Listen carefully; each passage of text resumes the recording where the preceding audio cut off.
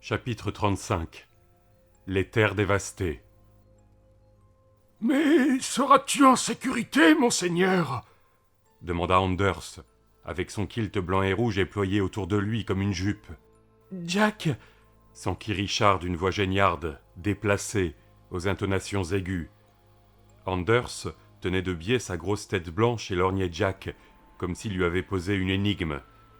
Il avait l'air d'un énorme chien perdu. « Je veux dire, je serai à peu près aussi en sécurité que toi, c'est tout. »« Jack !»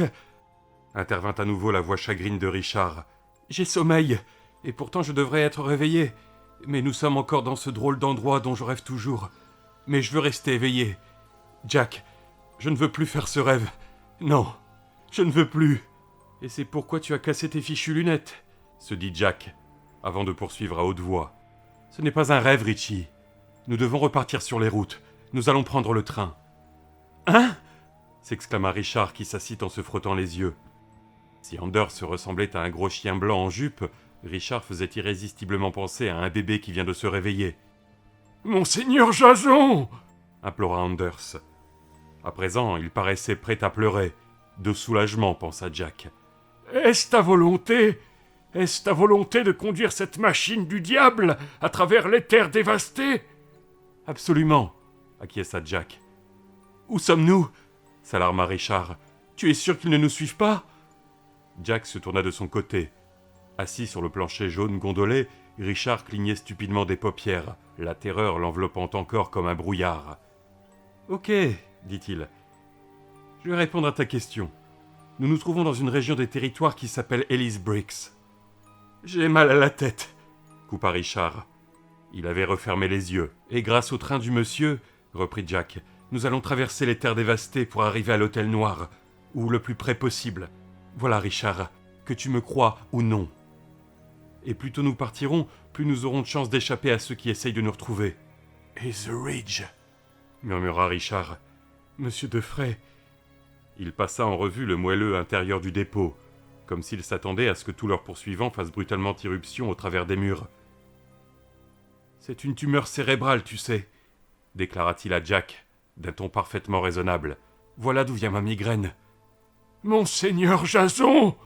radotait Anders en s'inclinant si bas que ses cheveux effleurèrent les planches ondulées. « Comme tu es bon, ô mon Très-Haut, comme tu es bon envers ton plus humble serviteur, envers tous ceux qui ne méritent pas ta présence bénie. » Il rampa en avant, et Jack vit avec horreur qu'il s'apprêtait à recommencer son cirque du baisse-pied. « Et même très avancé, je dirais, » suggéra Richard. « Lève-toi, s'il te plaît, Anders, » ordonna Jack en reculant. « Lève-toi, assez, ça suffit. » Le vieillard n'en continua pas moins à ramper en marmonnant, tant il était soulagé de ne pas avoir à endurer les terres dévastées. « Debout !» brailla Jack. Anders leva la tête, le front plissé. « Oui, monseigneur !» Il se releva péniblement. « Amène ta tumeur cérébrale par ici, Richard, » dit Jack. « Nous allons voir si nous pouvons conduire ce satané train. » Anders s'était faufilé derrière le long comptoir et farfouillé dans un tiroir. « Je crois qu'il marche par l'œuvre des démons, monseigneur, » dit-il. « D'étranges démons, entrechoqués tous ensemble.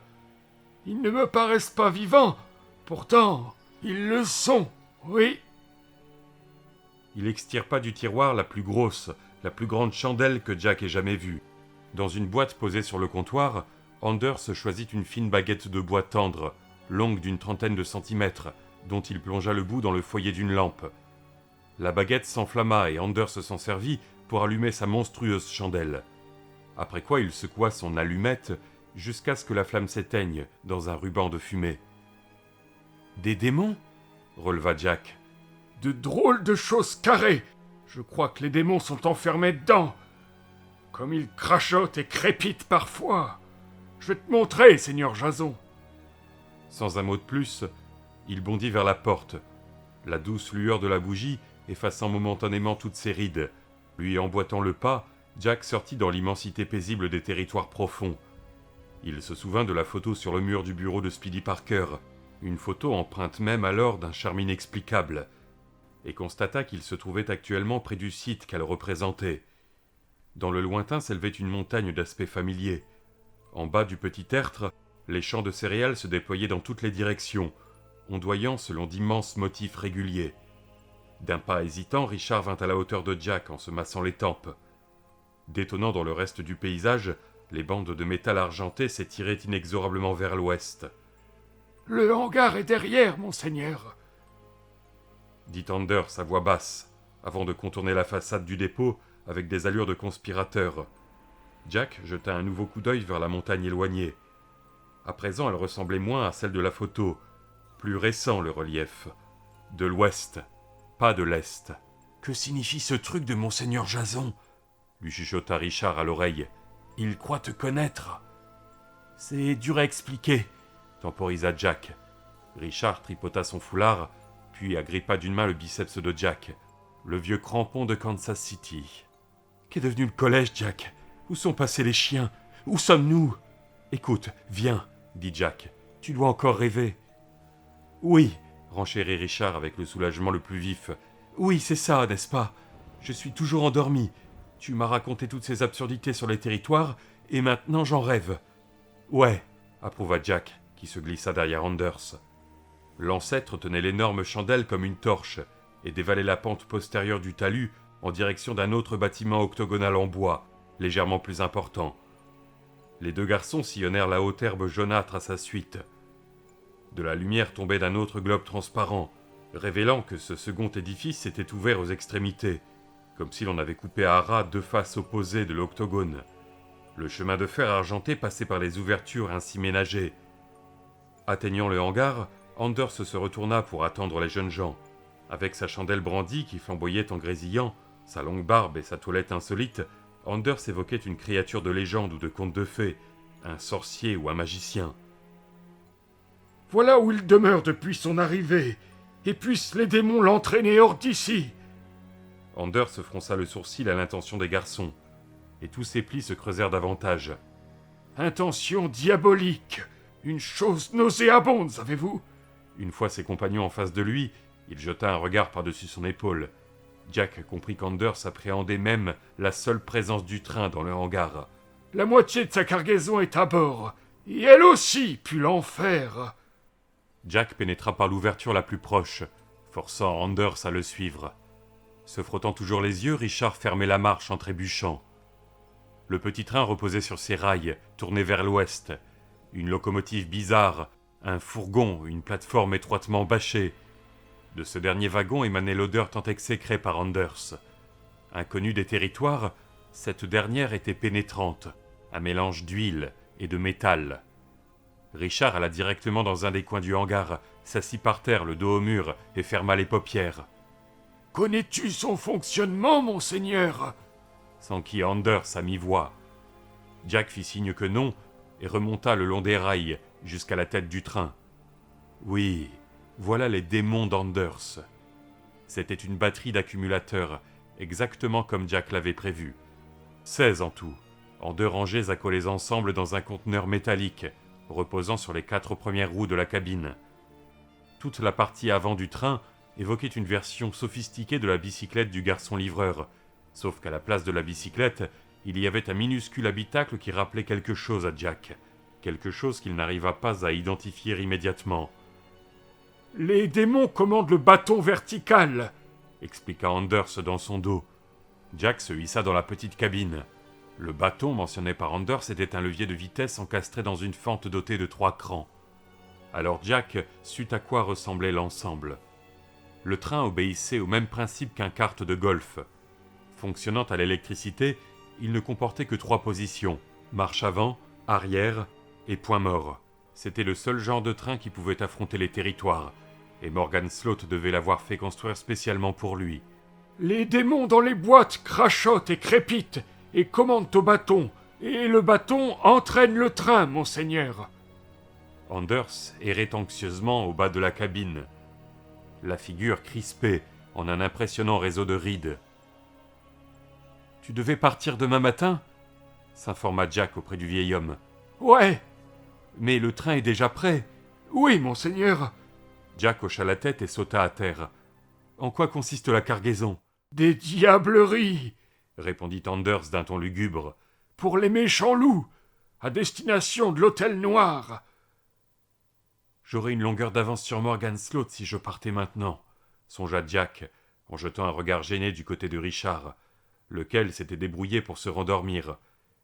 Si ce n'était cette tête de cochon hypocondriaque de Richard le rationnel, il ne serait jamais tombé sur le chouchou de Sloat, et ce dernier aurait pu utiliser ses diableries, des armes évidemment, contre lui, dès qu'il se serait aventuré dans les parages de l'Hôtel Noir, car l'hôtel représentait le terme de sa quête, il en était sûr désormais. Et tout cela semblait prouver que Richard, aussi inefficace et ennuyeux fût-il, allait se révéler plus important pour cette quête que Jack ne l'avait imaginé. Le rejeton de Sawyer est celui de Sloat. Le rejeton du prince Philip Sautel est celui de Morgan Doris.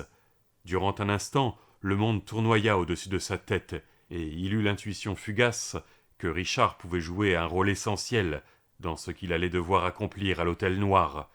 Puis Richard renifla et garda la bouche ouverte, et cette fugitive sensation de compréhension s'évanouit.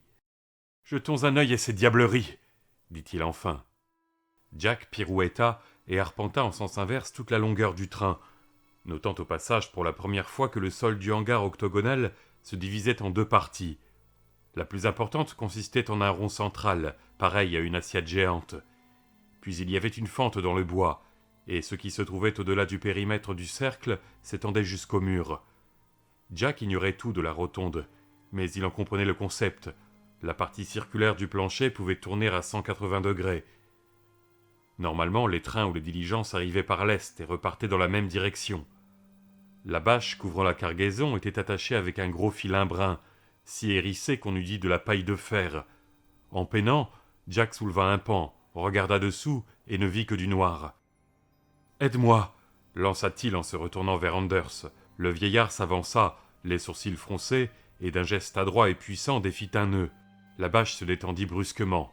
Lorsque Jack en ressouleva un coin, il découvrit que la moitié de la plateforme était occupée par une rangée de caisses en bois marquées pièces de machine. Des fusils, pensa-t-il. Morgan est en train d'armer ses loups rebelles. Le restant d'espace sous la bâche contenait d'épais paquets rectangulaires d'une matière caoutchouteuse enveloppés dans des feuilles de plastique transparent. Jack n'avait aucune idée de la nature de cette matière, mais il aurait juré que ce n'était pas du pain béni. Laissant retomber la bâche, il recula d'un pas, et Anders tira sur la grosse corde pour refaire le nœud. « Nous partons ce soir !» annonça Jack, qui venait juste de le décider. « Mais, monseigneur Jason, les terres dévastées, ce soir, sais-tu... » « Je sais, oui, » l'interrompit Jack. « Je sais aussi que j'aurais bien besoin d'un effet de surprise. Morgan et l'homme que les loups appellent celui aux lanières vont se lancer à mes trousses. Et si je me montre 12 heures avant l'horaire prévu du train, Richard et moi nous aurons une chance d'en sortir vivants. » L'air sombre, Anders hocha la tête, reprenant son air de bon gros chien forcé de s'accommoder de fâcheuses circonstances. De nouveau, Jack contempla Richard endormi, assis, la bouche ouverte. Comme s'il lisait dans ses pensées, Anders reporta aussi son regard sur le dormeur. « Morgan Doris avait un fils ?» demanda Jack. « Effectivement, monseigneur. La brève union de Morgan eut un fruit, un enfant mâle du nom de Rushton. » « Et qu'est-il advenu de Rushton ?» Comme si je ne le savais pas. « Il est mort, » dit laconiquement Anders. « Morgan n'était pas fait pour être père. » Jack frissonna en se souvenant de la façon dont son ennemi avait fendu les airs et manqué tuer le troupeau entier de Wolf. « Nous partons, » décida-t-il. « S'il te plaît, Anders, peux-tu m'aider à faire monter Richard dans la cabine ?»« Monseigneur !» Anders baissa le nez, puis le redressa, et jeta à Jack un regard presque paternel. « Le voyage durera au moins 2 jours, peut-être 3, avant que vous n'atteigniez la côte occidentale. As-tu des provisions ? Accepterais-tu de partager mon dîner ?» Jack secoua la tête, impatient d'attaquer la dernière étape de sa chasse au talisman. Mais soudain, son estomac gargouilla incongrument, lui rappelant que cela faisait fort longtemps qu'il n'avait rien avalé, à part les ring-ding et des biscuits rances dans la chambre d'Albert le Pâté. « Eh bien, admit-il, je suppose qu'une demi-heure de plus ou de moins ne change pas grand-chose. Merci, Anders. Veux-tu m'aider à remettre Richard debout ? Et peut-être qu'après tout, il n'était pas si pressé de traverser les terres dévastées, pensa-t-il. À eux deux, du premier coup, il remit Richard sur ses pieds. Comme le Loir, celui-ci ouvrit les yeux, sourit et s'affala en arrière pour se rendormir. « Un repas !» proposa Jack. « Un vrai repas, ça dit vieux !»« Je ne mange jamais dans mes rêves !» répliqua Richard avec une logique surréaliste. Il bâilla, puis s'essuya les yeux. Progressivement, il avait retrouvé la station debout, et ne s'appuyait plus sur Anders ni Jack. « Néanmoins, j'ai très faim, à dire vrai. Mon rêve est interminable, n'est-ce pas, Jack ?» Il en semblait presque fier. « Ouais, » acquiesça Jack. « Dis, c'est ce train que nous allons prendre ? On dirait un dessin animé. »« Ouais. Tu peux conduire ce machin, Jack ? C'est un rêve, je sais, mais... » « C'est presque aussi difficile que de manœuvrer mon vieux train électrique, » le rassura Jack. « Je peux le conduire. Et toi aussi. »« Je n'ai pas envie, » objecta Richard, et sa voix retrouva ses intonations geignardes, veules. « Je n'ai pas du tout envie de monter dans ce train. Je veux retourner dans ma chambre. Viens plutôt manger un peu, » proposa Jack, qui se retrouva en train de le piloter hors du hangar. « Et après on file vers la Californie. » Ainsi, juste avant leur expédition dans les terres dévastées, les territoires apparurent-ils aux garçons sous de favorables auspices. Anders leur offrit d'épaisses tranches d'un pain moelleux, manifestement fait avec le grain poussant autour du dépôt, des brochettes de viande tendre et d'étranges légumes aussi charnus que succulents, un nectar rose très parfumé que Jack rapprocha de la papaye, bien qu'il sût que ce n'en était pas. Richard mastiquait dans une sorte de transe, laissant le jus lui dégouliner sur le menton, jusqu'à ce que Jack l'essuie. « La Californie !» bredouilla-t-il une fois. « J'aurais dû m'en douter. » Présumant qu'il faisait allusion à la réputation de folie attachée à cet état, Jack s'abstint de le questionner. Il s'inquiétait davantage des ravages que d'eux effectués dans le stock de provisions, vraisemblablement limité du vieil homme, mais leur hôte ne cessait de s'éclipser derrière son comptoir, où lui ou son père avant lui s'était installé au petit fourneau à bois, pour réapparaître avec encore plus de victuailles. Muffins au froment, pieds de veau en gelée, des choses qui ressemblaient à des pilons de poulet, mais qui avaient goût de... Quoi ? D'encens et de myrrhe ? De fleurs ? La saveur lui explosa littéralement sur la langue, et il songea que lui aussi allait se mettre à baver. Le trio siégeait autour d'une table minuscule, dans le local chaud et ambré. À la fin du festin, Anders se produisit presque timidement un lourd cruchon à moitié plein de vin rouge. Jack en but un fond de verre, avec la sensation de jouer le scénario d'un autre. 2 heures après, se sentant pris de somnolence, Jack se demanda si ce repas pantagruélique n'avait pas été une grosse bourde. D'abord, il y avait eu le départ du dépôt d'Ellis Briggs, qui n'était pas allé sans difficulté. En deuxième lieu, il y avait Richard qui menaçait sérieusement de devenir fou. Et enfin, le comble de tout, il y avait les terres dévastées, dont le délire dépassait de loin celui de Richard, et qui exigeait une concentration absolue. Après dîner, ils étaient retournés tous les trois dans le hangar, et là les pépins avaient commencé. Jack savait qu'il était terrifié par ce qui les attendait en route, et il le vérifiait à présent. Cette terreur se justifiait parfaitement, et sans doute cette fébrilité avait-elle influé sur son comportement. La première difficulté vint de ce qu'il avait voulu dédommager le vieil Anders avec la pièce donnée par le capitaine Farren. Anders réagit comme si son Jason bien-aimé l'avait poignardé dans le dos. Sacrilège! Outrage! En offrant cette pièce, Jack n'avait pas seulement insulté le vieux loueur de chevaux. Symboliquement, il avait traîné sa religion dans la boue. Apparemment, une fois rassasiés de surnaturel, les êtres divins n'étaient pas censés donner la pièce à leurs disciples. Anders avait été suffisamment contrarié pour abattre sa main sur la boîte à diable. Ainsi appelait-il le conteneur métallique réservé aux accus. Et Jack sentit qu'Anders avait été fortement tenté de prendre pour cible autre chose que le train. Jack n'aboutit qu'à une pseudo-trêve. Anders ne voulait pas plus de ses excuses que de son argent. Finalement, le vieillard s'était calmé devant l'ampleur de la consternation du gamin, mais il ne retrouva véritablement son attitude normale que lorsque Jack émit à voix haute l'hypothèse que la fameuse pièce devait avoir d'autres fonctions, d'autres rôles. « Tu n'es pas le vrai Jason, » regretta le vieillard. « Cependant, la monnaie de la reine peut te conduire à ton destin. » Il secoua lourdement la tête. Son geste d'adieu manquait à l'évidence de chaleur. Mais Richard n'était pas innocent dans tout ça. Ce qui avait commencé comme une sorte de phobie puérile se mua vite en terreur panique. Richard refusait de grimper dans la cabine. Jusqu'alors, il avait déambulé dans le hangar sans un regard pour le train, simulant une torpeur indifférente. Lorsqu'il comprit enfin que Jack parlait sérieusement, il perdit les pédales. Et bizarrement, c'était l'idée d'aboutir en Californie qui l'avait le plus perturbé. « Non, non, je ne peux pas !» avait hurlé Richard quand Jack le poussa vers le train. « Je veux retourner dans ma chambre !»« Ils peuvent nous suivre, Richard !» lui dit-il avec lassitude. « Nous devons lever le camp !» Il tendit la main et prit Richard par le bras. « Ce n'est qu'un rêve, tu te rappelles ?»« Ô Seigneur! Ô Seigneur !» répétait Anders, en errant sans but dans le hangar, et Jack constata que pour une fois, le loueur de chevaux ne s'adressait pas à lui. « Il faut que je revienne dans ma chambre !» glapissait Richard. Ses yeux étaient si hermétiquement clos qu'une seule barre douloureuse courait d'une tempe à l'autre, comme un écho de Wolfe. Jack avait essayé de tirer Richard vers la machine, mais Richard demeurait planté sur place, pareil à une mule. « Je ne veux pas y aller !» brailla-t-il. « Bon, tu ne veux pas non plus rester ici !» riposta Jack. Il fit encore un vague effort pour traîner Richard, et cette fois réussit effectivement à le bouger de 5 centimètres. « Richard !» gronda-t-il. « C'est ridicule ! Veux-tu te retrouver tout seul ? Veux-tu qu'on te laisse seul dans les territoires ?» Richard secoua la tête. « Alors viens avec moi ! Il est encore temps. Dans 2 jours, nous serons en Californie. »« Sale histoire !» marmonnait Anders pour lui-même en observant la scène.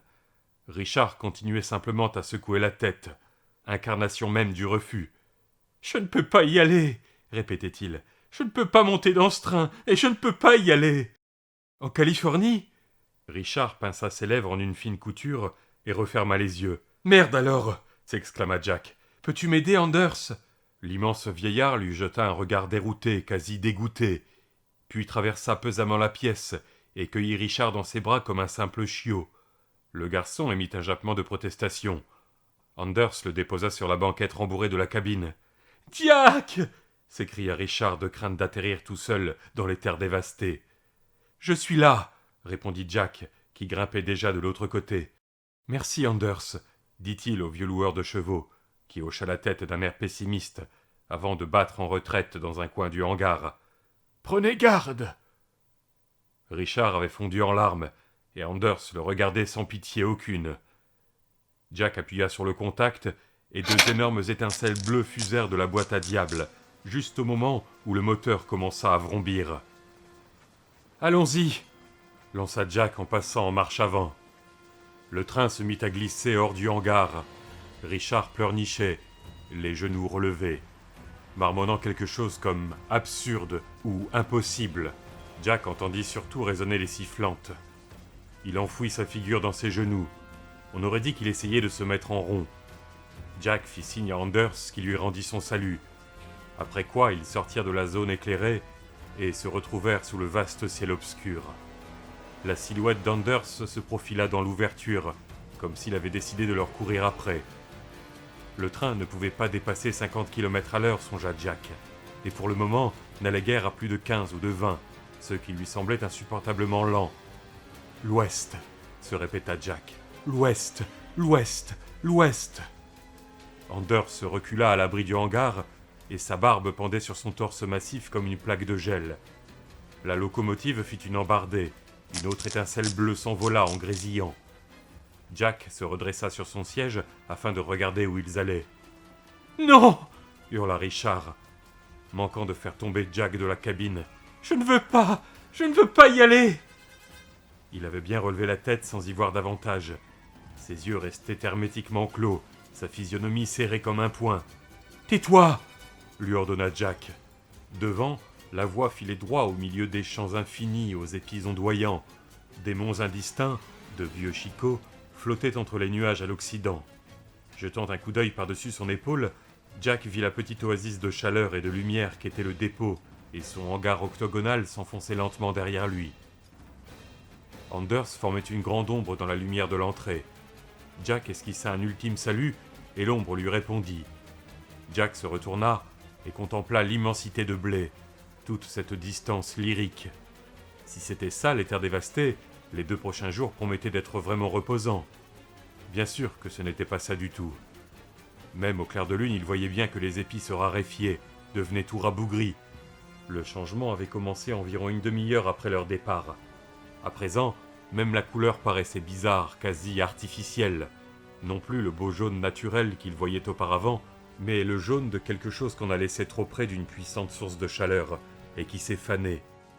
Richard présentait désormais un aspect similaire.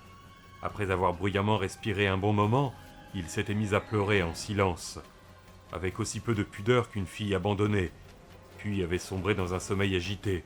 « Je ne veux pas y retourner, » marmonna-t-il dans son sommeil. Du moins, tels furent les mots que Jack crut entendre. Richard semblait rapetisser en dormant. Le paysage entier changeait de caractère. Les grandes étendues de plaine d'Ellis Breaks avaient cédé la place à un pays de cavités secrètes et de sombres petites vallées fourrées d'arbres noirs. D'énormes rochers gisaient à la ronde, crânes, œufs, dents géantes, jusqu'à la nature du sol qui s'était modifiée, devenant beaucoup plus sablonneuse. Par deux fois, les parois d'une vallée se dressèrent en à pic au-dessus de la voie. Et de chaque côté, Jack distingua seulement des falaises rougeâtres et broussailleuses, envahies de plantes grimpantes. De temps à autre, Jack croyait apercevoir un animal qui détalait pour se mettre à couvert, mais la clarté était trop faible, et l'animal trop rapide pour qu'il puisse l'identifier. Quoique Jack eût le pressentiment que si la bête s'était immobilisée au beau milieu de Rodeo Drive en plein midi, il aurait toujours eu du mal à l'identifier. Une vague impression que sa tête était 2 fois plus grosse que la normale, que son propriétaire faisait bien de fuir le regard humain. Au bout d'1 heure et demie, Richard gémissait toujours dans son sommeil, tandis que le paysage basculait dans l'étrangeté la plus absolue. La deuxième fois qu'ils émergèrent d'une de ces vallées claustrophobiques, Jack avait été surpris par une soudaine impression d'espace. Au début, c'était comme de revenir dans les territoires, au pays des chimères. Ensuite, malgré les ténèbres, il avait remarqué combien les arbres étaient chétifs et tordus. Puis, il avait senti l'odeur. Sans doute celle-ci s'était-elle lentement insinuée dans sa conscience. Mais ce ne fut qu'après avoir vu à quel point les malheureux arbustes, disséminés sur la plaine noire, s'étaient recroquevillés, pareils à des bêtes suppliciées, qu'il avait fini par flairer dans l'air une faible, quoique indéniable odeur de pourri. Putréfaction, feu de l'enfer. Ici, les territoires puaient littéralement. Il flottait sur le pays un parfum de fleurs mortes, et dessous, comme pour Osmonde, une odeur plus forte, plus âcre. Si Morgan, sous l'un ou l'autre de ses visages, en était responsable, alors il avait en un sens apporté la mort au cœur des territoires. Telle était la conviction de Jack. Le dédale de vallées et de cuvettes avait désormais disparu, remplacé par un vaste désert rouge. L'inquiétante végétation rabougrie faisait des pointillés sur les dunes de cet immense désert. Devant Jack, le chemin de fer déroulait ses rails argentés, à travers le néant rouge et enténébré. À sa gauche, l'obscurité débouchait aussi sur le vide. Toujours est-il que la terre rouge semblait déserte. Pendant plusieurs heures, Jack ne vit rien de plus gros que les bestioles contrefaites qui se dissimulaient sur les pentes des terrassements de la voie.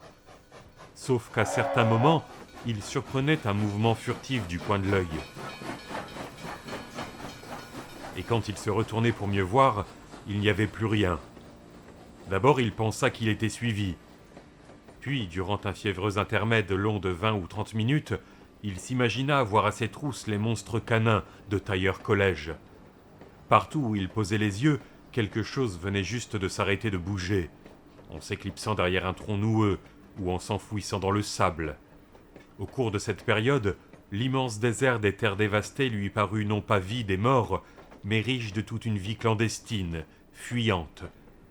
Jack se cramponnait au levier de commande, comme si cela pouvait changer quelque chose, suppliant le petit train d'aller plus vite, plus vite. Richard gémissait, pelotonnait dans le creux du siège. Jack s'imagina que tous ces êtres, toutes ces créatures mi-humaines, mi-canines, fonçaient sur eux, et pria pour que Richard gardât les yeux fermés. « Non !» glapit-il dans son sommeil. Jack faillit dégringoler de la cabine. Il voyait déjà Etheridge et M. Defray bondir dans leur sillage. La langue pendante, tricotant des antérieurs, il gagnait du terrain.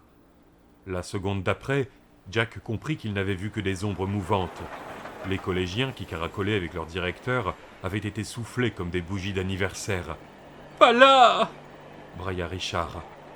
Jack inspira à fond. Lui, tous deux étaient saufs. Les dangers des terres dévastées étaient surestimés, essentiellement littéraires. Dans quelques heures, le soleil allait se lever. Jack porta sa montre à hauteur d'yeux et constata qu'ils étaient à bord depuis 2 heures seulement.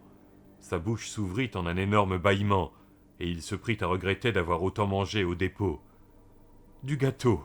songea-t-il. « Cela va être... » Et juste quand il s'apprêtait à conclure sa paraphrase de Burns, dont, chose plutôt surprenante, le vieil Anders avait cité des vers, il aperçut la première boule de feu, laquelle détruisit ses dernières illusions.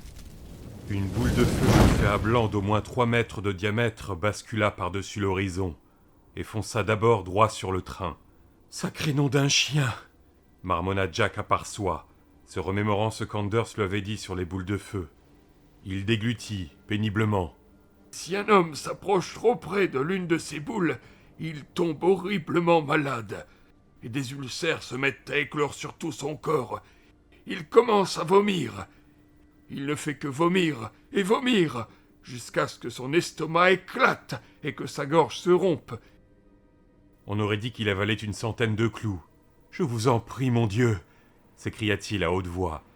La boule de feu géante se ruait droit sur lui, comme si elle possédait une intelligence, et avait décidé d'effacer Jack Sawyer et Richard Sloat de la surface de la Terre. Irradiation radioactive. Et ses testicules se ratatinèrent contre son bas-ventre. Irradiation. Vomir. Et vomir jusqu'à ce que son estomac éclate. L'excellent dîner offert par Anders lui remonta à la gorge. La boule de feu continuait à rouler droit sur le train, projetant des étincelles et grésillant avec une ardente énergie. Derrière s'allongeait une queue dorée, incandescente, qui semblait imprimer comme par magie de nouvelles traces brûlantes, menaçantes, dans le sol rouge. Au moment précis où la boule rebondit sur la terre et partit en zigzag, telle une balle de tennis géante, en déviant inoffensivement sur la gauche, Jack entrevit clairement pour la première fois les créatures qu'il soupçonnait à ses trousses depuis le début, l'éclat rougeoyant de la boule errante et la rémanence lumineuse des anciennes marques par terre. Du moins, eux ou leurs ancêtres l'avaient-ils été jadis. Et Jack jeta un regard anxieux vers Richard, afin de s'assurer qu'il dormait toujours. Restant à distance, les créatures s'aplatirent sur le sol comme des serpents. Elles avaient bien des gueules de chiens, mais à ce que vit Jack, leur postérieur était atrophié, et leur corps sans poils ni queue. Elles avaient l'air mouillées, leur peau rose et glabre luisait comme celle des souriceaux nouveau-nés. Les bêtes grognaient, détestant être vues. C'étaient des horribles chiens mutants que Jack avait aperçus sur les talus des terrassements. Vulnérables, couchés sur le ventre, ils sifflaient et grondaient et reculaient en rampant. Eux aussi craignaient les boules de feu et les marques qu'elles gravaient dans la terre. Puis Jack capta l'odeur du météore qui désormais regagnait l'horizon rapidement, presque furieusement, embrasant une rangée entière de maigres arbustes. Feu de l'enfer, corruption. Une autre boule de feu jaillit à l'horizon et disparut en flamboyant vers la gauche. Un relent de relations manquées, d'espoirs déçus et de désirs malsains.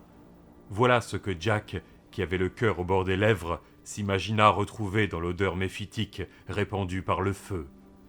Aboyant à la mort, la meute des chiens mutants s'égaya dans une démonstration de crocs étincelants. Un bruissement de mouvements furtifs, un chuintement de corps pesants et dépourvus de jambes qui se traînaient dans la poussière. Combien y en avait-il ? De derrière la souche d'un arbre en flammes qui tâchait de cacher sa cime dans son tronc, 2 des chiens contrefaits lui montrèrent les dents. Puis un autre météore bondit du vaste horizon, creusant un large sillon igné loin du train. Jack distingua momentanément ce qui ressemblait à une petite remise délabrée, juste en contrebas de la courbe du mur du désert. Devant se tenait une immense silhouette humaine, masculine, en train de le regarder. Une impression de gigantisme, de toison, de force et de malveillance. Jack était profondément conscient de la lenteur du petit train d'Anders, de la vulnérabilité de Richard et de la sienne, vis-à-vis de quiconque ayant le désir de les voir d'un peu plus près. Si la première boule de feu avait dispersé les horribles monstres canins, venir à bout des représentants humains des terres dévastées représentait une autre paire de manches. Avant que ne s'éteignît la lueur de la trace incandescente, Jack vit que la silhouette devant la remise suivait leur progression, tournant une grosse tête hirsute au passage du train. Si ceux qu'il avait vus étaient des chiens, alors à quoi ressembleraient les gens ? Dans le dernier flamboiement du météore, la créature humanoïde détala de l'autre côté de son logis. Une épaisse queue reptilienne se balança au bout de son arrière-train. Puis la créature disparut derrière la bicoque, et tout redevint noir. Rien, ni chien, ni bête humaine, ni remise, ne fut plus visible. Jack n'était même pas sûr d'avoir vraiment vu quelque chose. Richard tressaillit dans son sommeil, et Jack posa la main sur le levier rudimentaire, dans le vain espoir d'augmenter la vitesse. Les bruits de chiens s'estompaient progressivement derrière eux. En nage, Jack leva de nouveau son poignet gauche à hauteur d'yeux et vit qu'il s'était écoulé à peine un quart d'heure depuis la dernière fois qu'il avait consulté sa montre. S'étonnant de continuer à bâiller, il regrettait encore de s'être autant empiffré au dépôt. « Non !» cria Richard. « Non, je ne veux pas aller là-bas !»« Là-bas » s'interrogea Jack. Où était ce là-bas ? La Californie ? Ou bien tout endroit menaçant où risquait de s'effondrer l'équilibre précaire de Richard, aussi instable qu'un étalon. Pendant que Richard dormait, Jack passa toute la nuit au levier de commande, à observer les traces des défunts météores scintiller sur la surface rougeâtre de la Terre. Leur odeur de fleurs mortes et de pourriture sous-jacente emplissait l'air. De temps en temps, il entendait les cris des chiens mutants, ou ceux d'autres malheureuses créatures, s'élevaient entre les racines des arbres rabougris, comme un carnet qui parsemait encore le paysage. Les accrus projetaient occasionnellement un arc bleu pétaradant. Richard flottait dans un état au-delà du sommeil, protégé par une inconscience à la fois vitale et voulue. Il ne réitéra plus ses cris torturés. En fait, il se contentait de rester pelotonné dans son coin, le souffle court, comme si l'acte même de respirer lui coûtait trop d'énergie. Jack souhaitait autant qu'il craignait le point du jour. Lorsque le matin viendrait, il pourrait voir les animaux. Mais qu'y aurait-il d'autre à voir ? De temps à autre, il jetait un œil à Richard. Le teint de son ami semblait étrangement pâle, d'un gris presque spectral. Le matin vint avec une relâche des ténèbres. Une bande rougeâtre apparut sur la ligne concave de l'horizon oriental. Et bientôt, un panache rosé sourdait dessous, poussant haut dans le ciel cet optimiste rougeoiement. Jack se sentait les yeux presque aussi rouges que l'aurore, et il avait mal aux jambes. Richard gisait en travers de la petite banquette, respirant à peine, comme à contre-cœur. C'était vrai, constata Jack. La figure de Richard paraissait particulièrement grise. Ses paupières tressautèrent sous l'effet d'un rêve. Et Jack espéra que son ami n'allait pas se remettre à crier. Richard ouvrit la bouche, mais à la place d'un cri strident, il en sortit le bout de sa langue. Richard se lécha la lèvre supérieure, ronfla, puis sombra de nouveau dans un coma hébété. Bien que Jack souhaitât désespérément s'asseoir et fermer les yeux, il ne dérangea pas Richard. Car plus Jack voyait de choses, au fur et à mesure que le jour nouveau dévoilait les détails des terres dévastées, plus il espérait que l'inconscience de Richard durerait aussi longtemps que lui-même pourrait endurer les conditions à bord de l'inconfortable petit train. Il n'éprouvait aucune envie de voir la réaction de Richard Sloat devant les idiosyncrasies des terres dévastées. Un peu de souffrance, beaucoup de fatigue, tel était le prix minimal à payer pour une paix qu'il savait provisoire. Ce qu'il voyait en louchant, c'était un panorama où rien ne semblait avoir échappé à la mutilation, au dessèchement. À la lueur de la lune, on aurait dit un vaste désert, disons un désert garni d'arbres. À présent, Jack s'apercevait que son désert était vraiment spécial. Ce qu'il avait pris pour une qualité de sable rougeâtre se révélait une terre poudreuse, meuble. Il semblait qu'un homme s'y enfoncerait jusqu'aux chevilles, si ce n'est aux genoux. Sur ce sol aride poussaient des arbres misérables. Si on les regardait de face, ils étaient pareils à leur aspect nocturne, si noueux qu'ils semblaient s'échiner à se replier sous leurs propres racines recroquevillées. C'était déjà suffisamment inquiétant, à plus forte raison pour Richard le rationnel, mais vu de biais, du coin de l'œil, on voyait alors un être vivant au supplice. Les branches tordues devenaient des bras, cachant un visage angoissé, figé, en train de crier. Tant que Jack ne regardait pas les arbres de face, il distinguait en détail leurs masques torturés, le haut de la bouche ouverte, les yeux exorbités et le nez tombant, les longues rides tristes sillonnant les joues. Il jurait, implorait, hurlaient à son intention. Leurs voix muettes flottaient dans l'air, telle une fumée. Jack gémit. Comme l'ensemble des terres dévastées, ces arbres avaient été empoisonnés. De chaque côté, la terre rougeâtre s'étendait sur des kilomètres, parsemée ici et là de touffes d'herbes suspectes, du même jaune vif que l'urine ou le jaune de chrome. Si ce n'était le hideux coloris des hautes herbes, ces zones auraient évoqué des oasis, car chacune entourait un petit trou d'eau en forme de rond. L'eau était noire, et des flaques graisseuses flottaient à sa surface. Plus dense que l'eau, en tout cas, elle-même déjà graisseuse, toxique. La seconde de ces pseudo-oasis que vit Jack se mit à ondoyer paresseusement, au passage du train. Et d'abord, Jack pensa avec horreur que même l'eau noire était vivante, un être aussi tourmenté que les arbres qu'il ne voulait plus voir. Puis il vit brièvement quelque chose monter à la surface de l'épais liquide, un large dos noir ou un flanc, lequel se retourna avant de laisser apparaître une énorme gueule vorace qui mordit dans le vide. Un soupçon d'écaille qui aurait été irisé si le monstre ne s'était pas décoloré dans les temps. « Saperlotte !» se dit Jack. « C'était un poisson ?» Il lui semblait mesurer près de 6 mètres de long, beaucoup trop pour habiter la petite mare. Une longue queue battit l'eau avant que le mastodonte ne replonge dans les profondeurs, apparemment considérables. Jack scruta attentivement l'horizon, croyant avoir entrevu la forme ronde d'une tête en train de les épier. À ce mouvement inattendu, il éprouva un nouveau choc, analogue à celui que cette espèce de monstre du Loch Ness lui avait donné. Comment diable une tête pourrait-elle l'épier depuis l'horizon ? Parce que ce qu'il prenait pour l'horizon ne l'était pas, comprit-il finalement. Toute la nuit, et tant qu'il ne vit pas réellement ce qui limitait son champ visuel, il sous-estima terriblement la grandeur des terres dévastées. Au fur et à mesure que le soleil montait dans le ciel, il finit par se rendre compte qu'il se trouvait dans une large vallée, dont les bords distants de part et d'autre ne constituaient pas la limite du monde, mais la ligne de fait rocailleuse d'une chaîne de montagnes. N'importe qui ou n'importe quoi pouvait les poursuivre, en restant hors de vue, de l'autre côté des monts environnants. Il se remémora l'humanoïde à la queue de crocodile qui s'était faufilé derrière la petite remise. Pouvait-il avoir pisté Jack toute la nuit dans l'espoir que celui-ci s'endorme ? Le train ahanait au fond de la vallée cuivrée, se traînant avec une lenteur brusquement terrifiante. Il examina un à un les sommets alentours, sans rien voir, à part les rayons matinaux qui doraient les rochers escarpés, loin au-dessus de sa tête. Jack fit un tour sur lui-même dans la cabine. Sur le moment, la peur et la tension lui firent complètement oublier sa fatigue. Richard mit un bras sur ses yeux et continua à roupiller. N'importe quoi, n'importe qui pouvait leur avoir filé le train à l'affût. Un mouvement lent, presque insensible sur sa gauche, lui fit retenir son souffle. Un mouvement immense, sinueux. Jack eut la vision d'une demi-douzaine d'hommes crocodiles qui basculaient en rampant de ce côté-ci de la montagne. Mettant ses mains en visière sur ses yeux, il fouilla du regard l'endroit où il croyait les avoir vus.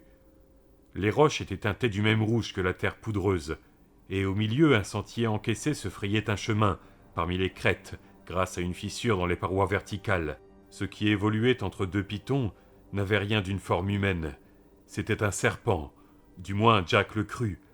La créature se glissa dans une partie masquée du chemin, et Jack ne vit qu'un énorme corps reptilien, cylindrique et lisse, disparaître derrière les rochers.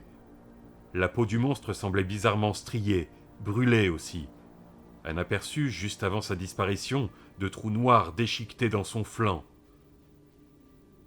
Jack tendit le cou pour bien voir l'endroit d'où il émergeait et assista quelques secondes au spectacle totalement déroutant d'une tête de ver géant qui pivotait dans sa direction, enfouie au quart dans l'épaisse poussière rouge. En dépit de ses yeux membraneux, encapuchonnés, c'était une tête de ver. Quelque animal déboula de sous un rocher, une espèce de cul-de-jatte hydrocéphale, et lorsque le gros ver lui fonça dessus, Jack constata que sa proie n'était autre qu'un chien mutant. Ouvrant une bouche comme la fente d'une boîte aux lettres municipale, le lombric engloutit le pseudo-chien affolé. Jack entendit nettement le craquement des os. Les gémissements cessèrent. L'énorme ver avala le chien tout rond comme une pilule. Or, juste devant sa masse monstrueuse s'étendait une démarque noire, laissée par les boules de feu. Et alors, sous les yeux de Jack, le monstre oblong s'enterra dans la poussière, tel un submersible qui s'enfonce sous la surface de l'océan. Apparemment, celui-ci comprenait que les traces des météores étaient dangereuses et allait creuser dessous à la façon des vers. Jack regarda jusqu'à ce que l'atroce créature eût complètement disparu dans la poudre rouge. Puis, avec angoisse, parcourut des yeux toute la longueur de la pente rougeâtre, constellée de touffes pubiennes d'herbes jaunes vifs, en se demandant où elle referait surface.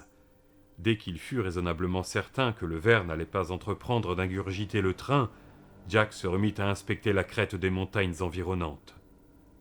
Avant que Richard ne se réveillât en fin d'après-midi, Jack vit au moins une tête reconnaissable en train d'épier du haut des montagnes, 2 autres boules de feu meurtrières qui bondirent droit sur lui, le squelette sans tête de ce qu'il prit d'abord pour un gros lapin, avant de se rendre compte avec un soulèvement de cœur que c'était un bébé humain, aux os soigneusement curés, gisant au bord de la voie et suivi de près par le crâne infantile rond et étincelant du dit bébé.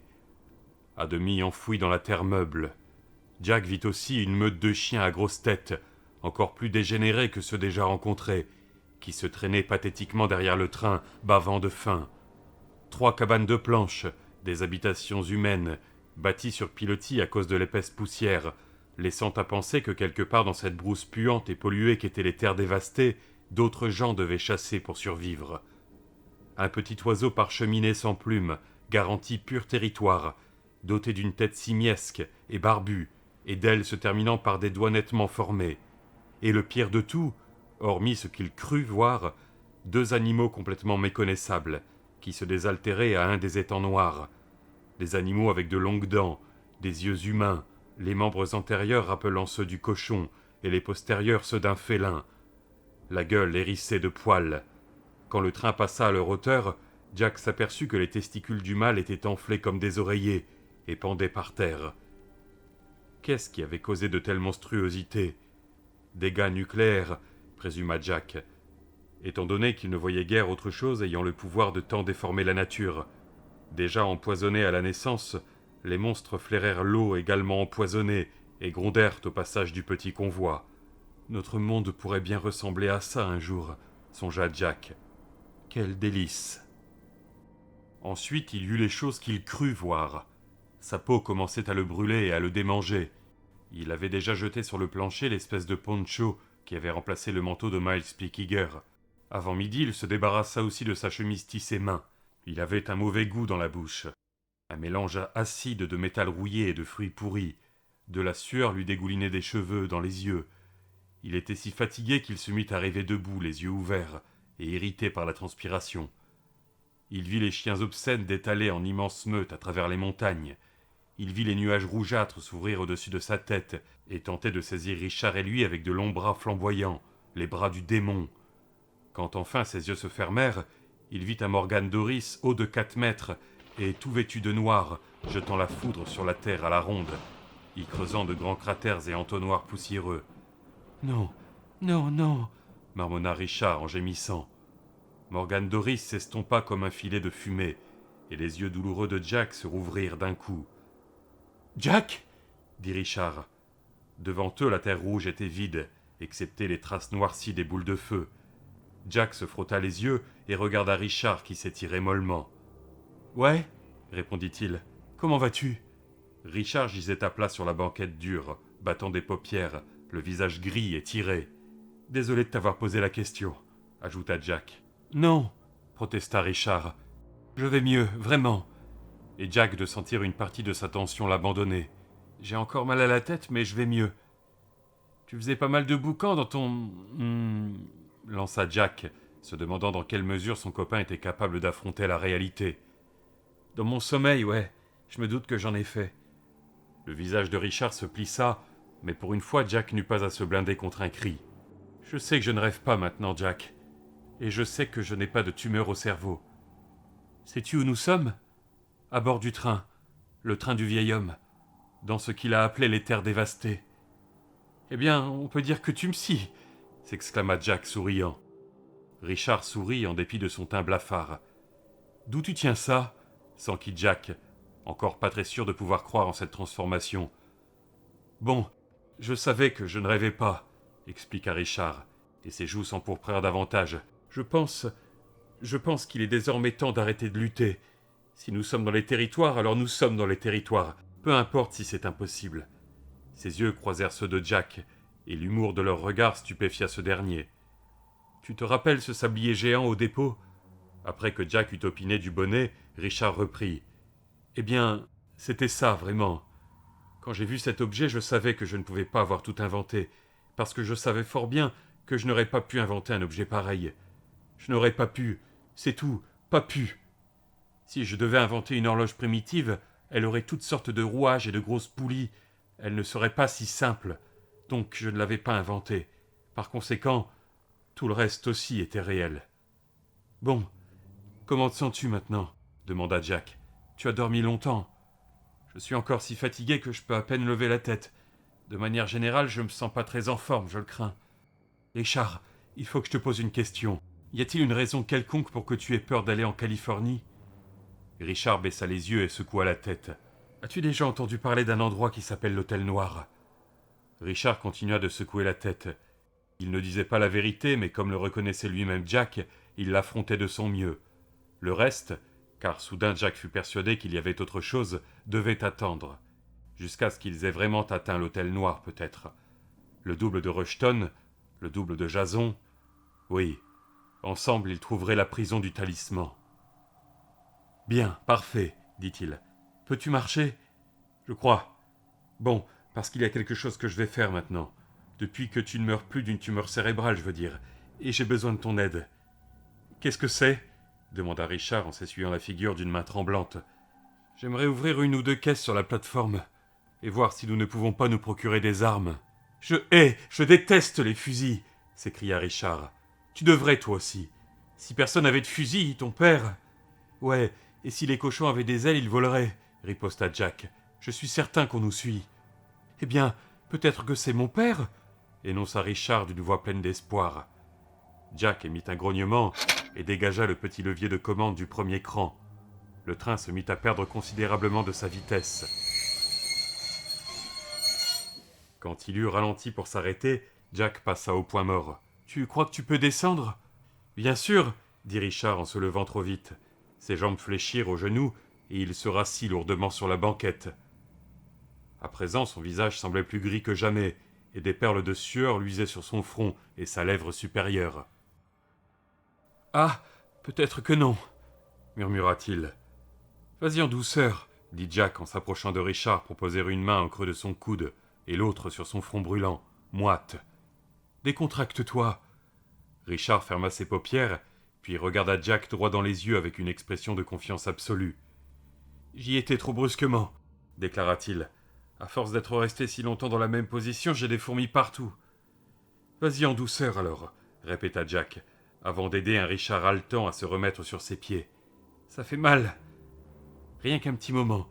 J'ai besoin de ton aide, Richard. » Richard tenta un pas en avant et siffla de plus belle. « Oui. » Il avança l'autre jambe puis se pencha légèrement en avant et se donna des tapes sur les mollets et les cuisses. Sous les yeux de Jack, la figure de Richard s'altéra, mais pas sous l'effet de la douleur cette fois. Un air de totale incrédulité se peignit sur ses traits. Jack suivit la direction de son regard et vit un de ces oiseaux simiesques et sans plumes voltiger devant le train. « Ouais, il y a pas mal de choses bizarres par ici, » commenta-t-il. « Je me sentirais mieux si nous dénichions des armes sous cette bâche. »« Que penses-tu qu'il y ait de l'autre côté de ces montagnes ?»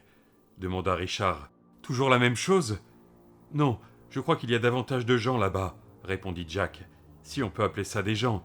2 fois j'ai surpris quelqu'un en train de nous observer. » Voyant l'expression de subite panique qui envahit la figure de Richard, Jack ajouta « Je ne crois pas que ce soit quelqu'un de ton collège, mais cela ne vaut guère mieux. Je ne cherche pas à te faire peur, mon pote, mais je connais les terres dévastées un peu plus que toi. »« Les terres dévastées » répéta dubitativement Richard. Il lorgna la vallée de poussière rouge, avec ses touffes scabreuses d'herbes couleur de pipi. « Oh, cet arbre ! Ah !»« Je sais, » le coupa Jack. « Il faut que tu apprennes à ne pas en tenir compte. »« Mais qui au monde provoquerait une telle dévastation ?» s'indigna Richard. « Ce n'est pas naturel, tu sais. » « Peut-être que nous le découvrirons un jour. » Jack aida Richard à sortir de la cabine. en sorte que tous deux se retrouvèrent sur un étroit marchepied qui surplombait les roues. « Ne t'aventure pas dans cette poussière, nous ignorons sa profondeur. Je n'ai aucune envie d'aller t'y repêcher. » Richard frissonna, mais peut-être était-ce parce qu'il venait de remarquer du coin de l'œil un autre de ces arbres suppliciés, suppliants. Ensemble, les deux garçons longèrent à petits pas le flanc du train immobile, jusqu'à ce qu'ils puissent passer sur l'attelage du fourgon vide. De là, une étroite échelle métallique conduisait sur le toit. À l'autre bout du wagon, une deuxième échelle leur permit de descendre sur la plateforme. Jack tira sur la grosse corde hérissée, tâchant de se rappeler comment Anders l'avait dénouée si facilement. « Je crois que c'est ici », annonça Richard en tenant une boucle aussi torsadée qu'une cravate de chanvre. « Jack ? Essaye !» Richard n'était pas assez robuste pour défaire le nœud tout seul, mais lorsque Jack l'aida à tirer sur le cordage proéminent, la cravate disparut comme par enchantement, et la bâche s'affaissa sur le tas de caisses. Jack découvrit les plus proches, pièces de machine, ainsi qu'un jeu de boîte plus petite, qu'il n'avait pas vu la première fois, marqué « Lentilles ». « Voilà !» s'écria-t-il. « Si seulement nous disposions d'un pied de biche !» Il jeta un œil sur le versant de la vallée, et un arbre torturé ouvrit la bouche et hurla en silence. Y avait-il une autre tête là-haut en train de les espionner ? Peut-être était-ce l'un des vers géants qui rampaient dans leur direction. « Allons, essayons d'arracher le couvercle d'une de ces caisses, » reprit-il, et Richard revint docilement à côté de lui.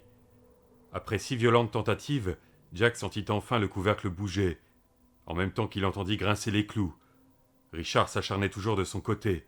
« Ça va !» lui dit Jack. Richard paraissait encore plus cireux et mal en point qu'avant tous ses efforts. « Je l'aurai au prochain coup. » Richard recula et faillit s'affaler sur l'une des petites boîtes. Récupérant son équilibre, il se mit à explorer les dessous de la bâche distendue. Jack s'arc-bouta devant l'énorme caisse, serra les dents et saisit dans ses mains un coin du couvercle. Après avoir pris une bonne inspiration, il tira, jusqu'à ce que ses muscles en tremblent. Juste au moment où il allait lâcher, les clous crissèrent plus fort et commencèrent à se détacher du bois. « Hein !» cria-t-il en décrochant le couvercle. Empilés à l'intérieur, luisants de graisse, il y avait une demi-douzaine de fusils d'une sorte inconnue de Jack, comme des pompes à huile se métamorphosant en papillons, mi-mécaniques, mi-insectes. Il en empoigna un et l'examina de plus près, pour voir s'il était capable de deviner comment ça marchait. C'était une arme automatique. Il lui fallait donc un chargeur. Jack se baissa et se servit du canon de son fusil pour forcer une des boîtes marquées lentilles. Comme il s'y attendait, celle-ci contenait une petite pile de chargeurs dégoulinant de graisse et ensachés dans des poches de plastique. « C'est un Uzi », déclara Richard dans son dos. « Le pistolet mitrailleur des Israéliens. Une arme assez sophistiquée à ce que je crois. Le joujou préféré des terroristes. Comment le sais-tu » demanda Jack en attrapant un deuxième fusil. « Je regarde la télé, qu'est-ce que tu crois ?» Jack se familiarisait avec le chargeur, qu'il introduisit d'abord à l'envers dans sa cavité avant de trouver la position correcte. Ensuite, il repéra la sécurité, l'ôta puis la remit. « C'est rudement laid, » dit Richard. « Ne te plains pas, tu vas en avoir un aussi. » Jack prit un second chargeur pour Richard, et après un moment de réflexion les sortit tous de la boîte, s'en fourra 2 dans les poches, en lança 2 autres à Richard qui réussit à les rattraper et glissa le reste dans sa musette. « Beuh !» s'exclama Richard. « Je crois que c'est une garantie, » conclut Jack. À peine de retour dans la cabine, Richard s'effondra sur la banquette. Les montées et les descentes des 2 échelles, plus la balade sur les 3 rebords de métal au-dessus des roues, l'avaient presque vidé de toute son énergie. Mais il laissa à Jack la place de s'asseoir, et les paupières lourdes regarda son copain remettre le train en marche. Jack ramassa son poncho et s'en servit pour frotter son fusil. « Qu'est-ce que tu fais ?»« J'enlève la graisse. Tu devrais en faire autant dès que j'aurai fini. » Les 2 garçons passèrent le reste de la journée à transpirer, assis dans la cabine, pourtant ouverte au vent, tâchant d'oublier les lamentations des arbres, l'odeur de pourri ambiante et la faim qui les tenaillait. Jack remarqua qu'une floraison de pustules était apparue autour de la bouche de Richard. Finalement, Jack ôta l'usi des mains de Richard, en nettoya la graisse et enclencha le chargeur. Le sel de la sueur brûlait ses lèvres gercées. Jack ferma les yeux. Peut-être s'était-il imaginé ces têtes qui guettaient depuis les hauteurs. Peut-être que personne ne les suivait après tout. Il entendit le moteur grésiller et jeter une énorme étincelle, et sentit que le bruit faisait sursauter Richard. L'instant d'après, il dormait, rêvant d'un festin. Quand Richard secoua l'épaule de Jack, l'arrachant à un monde où il dévorait une pizza de la taille d'un pneu de camion, Les ombres commençaient à peine d'envahir la vallée, estompant la souffrance des arbres en lamentation. Même eux, tout recroquevillés avec leurs mains tendues en travers du visage, semblaient beaux à la lumière rase du couchant. L'épaisse poussière rouge flamboyait et scintillait. Les ombres s'imprimaient à sa surface, s'allongeant de manière presque perceptible à l'œil. Le jaune horrible des herbes virait à un orange doux. Les rougeoiements du soleil déclinant éclaboussaient de biais les pitons en haut de la vallée. « J'ai pensé que tu aimerais voir ça, » dit Richard. Quelques petits ulcères supplémentaires ornaient le tour de sa bouche. Richard ébaucha un pâle sourire. « Ça m'a paru assez spécial, le spectre, je veux dire. » Jack craignit que Richard n'allât se lancer dans une explication scientifique du changement des couleurs au coucher du soleil, mais son ami était trop épuisé ou malade pour un cours de physique. En silence, les deux compères regardèrent le crépuscule assombrir tous les coloris alentour, transformant le ciel d'Occident en une nimbe violette. « Tu sais ce que tu transportes d'autre sur ton engin ?» demanda Richard. « Quoi d'autre » s'enquit Jack. À la vérité, il s'en fichait pas mal. Ce ne pouvait être rien de bon. Il espérait vivre assez longtemps pour assister à un autre coucher de soleil aussi somptueux que celui-là, aussi riche en émotions. Du plastique, tout enveloppé en paquets d'1 kilo. Je crois, par kilo en tout cas. De quoi faire sauter une ville entière. Si l'un de ces fusils part accidentellement ou si quelqu'un tire une balle dans ses sacs, il ne restera du train qu'un trou dans le sol. Si tu ne le fais pas, moi non plus, rétorqua Jack, qui préférait se laisser ravir par le soleil couchant. Celui-ci lui semblait étrangement prémonitoire, l'accomplissement d'un rêve, et l'incitait à se remémorer tout ce qu'il avait subi depuis son départ de l'hôtel des Jardins de l'Alhambra. Il revit sa mère buvant du café dans la petite pâtisserie, soudain une vieille femme lasse, Speedy Parker assis au pied d'un arbre, Wolf gardant son troupeau, Smokey et Laurie de l'horrible taverne d'Otley, tous les visages exécrés du foyer du soleil, Eggbast, Sonny Singer et les autres. Wolf lui manquait cruellement, car ce déploiement des derniers feux semblait dédié à son souvenir, quoique Jack n'eût su dire pourquoi. Il souhaita tenir la main de Richard, puis pensa « Eh bien, pourquoi pas ?» et tâtonna sur la banquette jusqu'à ce qu'il trouve la patte moite, plutôt crasseuse de son ami. Ses doigts se refermèrent dessus. « Je me sens si malade, » énonça Richard. « Ce n'est pas comme avant. J'ai l'estomac barbouillé et toute la figure me démange. »« Je pense que tu iras mieux dès que nous aurons quitté ces lieux, » déclara Jack. « Mais quelle preuve en avez-vous, docteur ? Quelle preuve avez-vous que vous n'êtes pas en train de l'empoisonner ?» Il n'en avait aucune. Jack se consola avec l'idée, une nouvelle invention, découverte, de son cru, que Richard jouait un rôle essentiel dans ce qui allait se passer à l'Hôtel Noir. Il allait avoir besoin de Richard Sloat, et pas seulement parce que Richard Sloat se révélait capable de distinguer le plastique de sac d'engrais. Richard avait-il déjà été à l'Hôtel Noir ? S'était-il réellement trouvé à proximité du talisman ? Il jeta un coup d'œil à son ami qui respirait vite et laborieusement. La main de Richard reposait dans la sienne comme un froid moulage de cire. « Je ne veux plus de ce fusil, » gémit Richard, en le faisant glisser de ses genoux. « L'odeur me rend malade. »« D'accord, » dit Jack en le tirant sur les siens de sa main libre. L'un des arbres s'insinua dans son champ de vision, et hurla de douleur muette. Bientôt les chiens mutants se mettraient à fourrager. Jack embrassa du regard les collines à sa gauche, du côté de Richard, et aperçut une silhouette humaine qui se faufilait entre les rochers. « Hé !» appela-t-il, n'en revenant pas. Indifférent à son émotion, le coucher du soleil cuivré continuait à magnifier l'innommable. « Hé, Richard !»« Quoi ? T'es malade aussi ? Je crois avoir vu quelqu'un là-haut, de ton côté. » Scrutant à nouveau les rochers escarpés, il ne vit plus rien bouger. « Je m'en fous, » dit Richard. « Tu ferais mieux de ne pas t'en foutre. Tu ne vois pas qu'ils préparent leur coup. Ils vont nous tomber dessus dès qu'il fera trop sombre pour les voir. » Richard entr'ouvrit l'œil gauche et fit son inspection sans enthousiasme. « Je ne vois pas un chat. Moi non plus pour l'instant. Mais je suis content que nous soyons allés récupérer ces fusils. Assieds-toi droit et monte la garde, Richard, si tu veux sortir d'ici vivant. Qu'est-ce que t'es casse-pied, merde !» Mais Richard se redressa sur son séant et ouvrit grand les deux yeux. « Je t'assure, Jack, je ne vois rien. La nuit tombe déjà, tu as probablement imaginé... » Chut ! Le coupa Jack, qui crut voir une deuxième forme se glisser derrière un rocher au sommet de la vallée. « Ils sont deux. Je me demande s'il n'y en aurait pas un troisième. » Moi je me demande bien ce que t'as vu, s'entêta Richard. D'ailleurs, pourquoi nous voudrait-on du mal? Je veux dire, ce n'est pas... Jack tourna la tête et reporta ses yeux sur la voie devant eux. Quelque chose se coula derrière un tronc d'arbre. Quelque chose de plus gros qu'un chien, nota Jack. Je crois qu'un autre type nous attend là-bas. Un instant, la peur le paralysa. Il ne savait pas quoi faire pour se protéger des trois assaillants. Son estomac se noua. Empoignant l'usi posé sur ses genoux, il le contempla sans un mot, se demandant s'il était réellement capable de s'en servir. Est-ce que les bandits des terres dévastées possédaient aussi des armes à feu? Richard, je suis navré, dit-il, mais cette fois je crois que nous sommes dans la merde jusqu'au cou, et je vais avoir besoin de ton aide. Qu'est-ce que je fais? S'enquit Richard d'une petite voix. Reprends ton fusil, dit Jack en lui tendant. À mon avis, on devrait se baisser pour ne pas leur offrir une trop bonne cible. Il s'accroupit, et Richard l'imita avec des gestes lents, comme s'il était sous l'eau. Un long cri retentit derrière eux, suivi d'un autre venant de plus haut. « Ils savent qu'on les a vus !» balbutia Richard. « Mais où sont-ils » La réponse ne se fit pas attendre. Encore visible dans le sombre crépuscule violacé, un homme, ou ce qui de loin ressemblait à un homme, surgit à découvert et se mit à dévaler la pente en direction du train.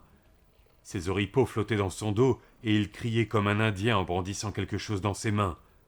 Cela semblait être un bâton flexible, et Jack s'interrogeait encore sur sa fonction, quand il entendit, plus qu'il ne le vit, un mince projectile fendre les airs à 2 doigts de sa tête.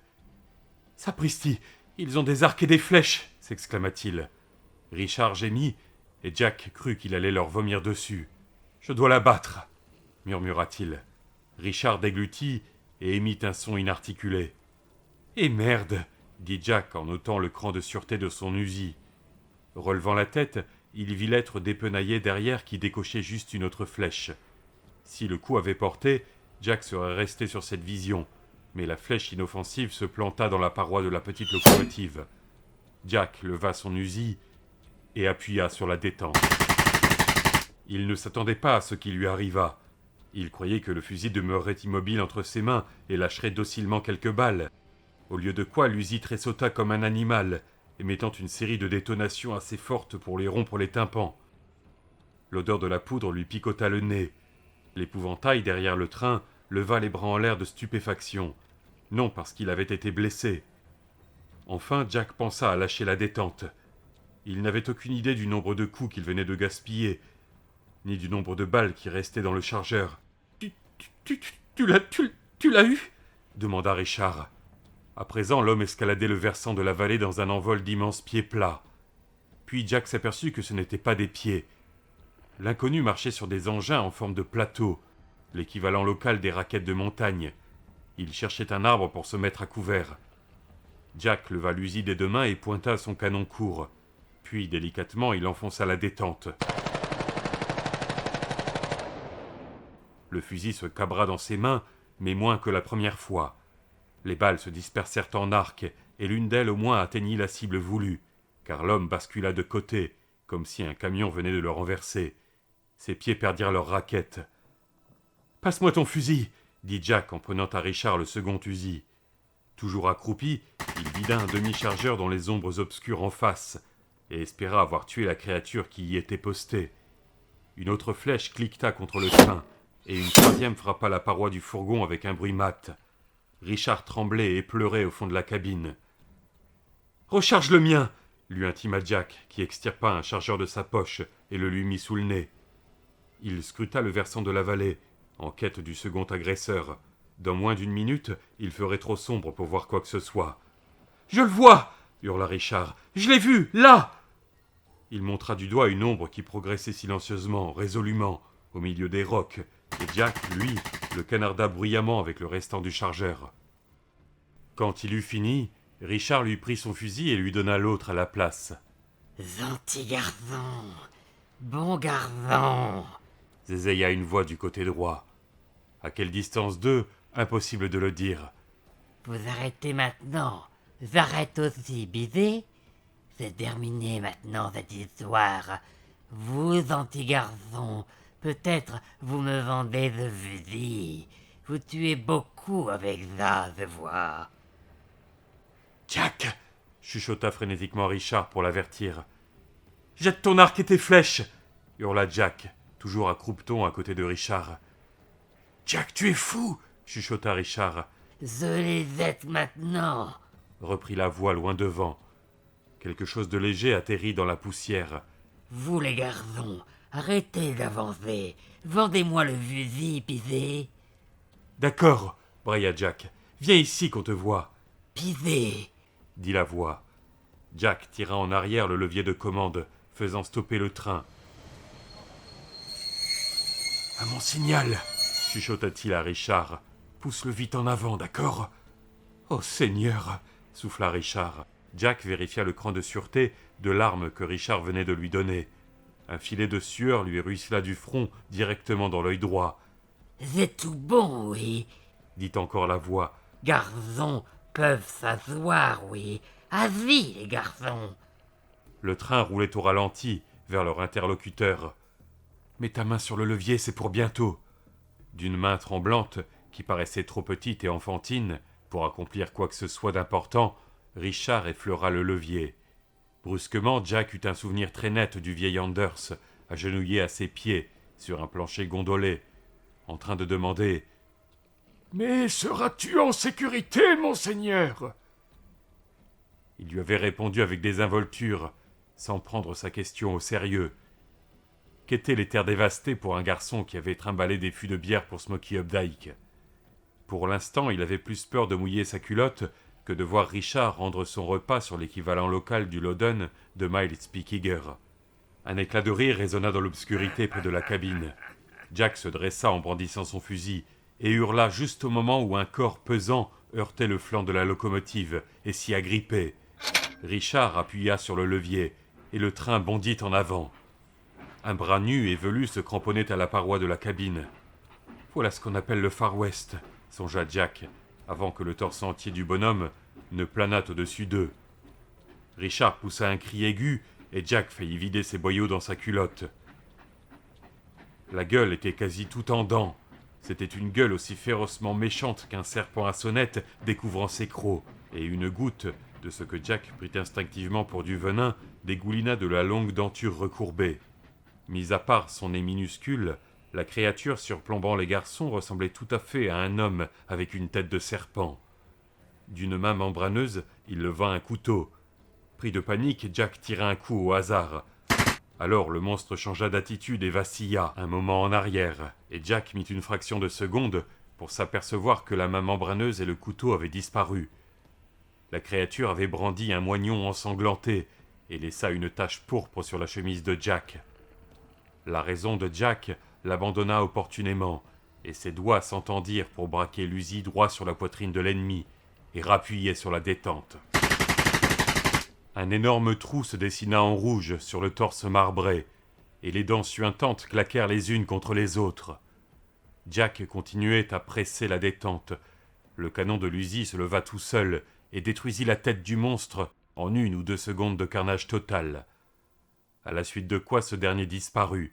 Seule une grande éclaboussure sur la paroi de la cabine et une tache sanglante sur la chemise de Jack témoignaient que les 2 gamins n'avaient pas rêvé la scène entière. « Fais attention !» glapit Richard. « Je l'ai eu !» souffla Jack. « Où est-il passé ?»« Il est tombé !» dit Jack. « Il est mort. »« Tu lui as arraché la main !» chuchota Richard. « Comment as-tu fait ?» Tendant ses mains devant lui, Jack vit combien elles tremblaient. L'odeur de la poudre les enveloppait. « J'ai imité quelqu'un qui tire bien, en quelque sorte. » Il baissa ses mains et s'humecta les lèvres. 12 heures plus tard, quand le soleil se leva une nouvelle fois sur les terres dévastées, aucun des 2 n'avait dormi. Ils avaient passé toute la nuit au garde-à-vous, crispés sur leurs fusils et attentifs au moindre bruit. Gardant en mémoire la quantité de munitions charriées par le train, de temps en temps, Jack tirait au hasard quelques salves en direction des bords de la vallée. Et tout ce second jour, s'il y avait des êtres ou des monstres dans ce secteur reculé des terres dévastées, ils laissèrent passer les voyageurs sans encombre. Ce qui pouvait signifier, songea Jack avec lassitude, qu'ils connaissaient l'existence des fusils, ou bien que, par ici, si près de la côte ouest, personne ne voulait toucher au train de Morgan. Il ne fit part de rien à Richard, dont les yeux étaient troubles et chassieux. et qui avait souvent l'air fiévreux. Le soir du même jour, Jack flairait une odeur d'iode dans l'air âcre.